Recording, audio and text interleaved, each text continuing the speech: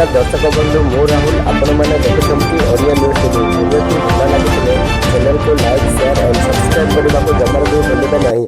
विजु स्वास्थ्य कल्याण योजना BSKY को नहीं आसिला बड़ खबर। सेप्टेम्बर 10 तारिख पर राज्य में लागू हेबो गोपबंधु जन आरोग्य योजना।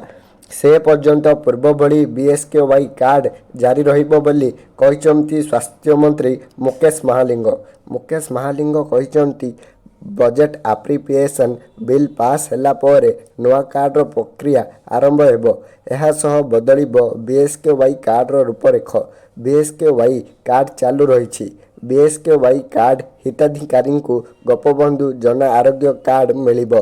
सेप्टेम्बर 10 तारिख रे एप्रोप्रिएशन बिल पास हेबो। तापरे पर्यायक्रमे गोपबंधु जन आरोग्य योजना लागू हेबो। परवर्ती समय रे योजना आनिले ताहा लागू हेबो।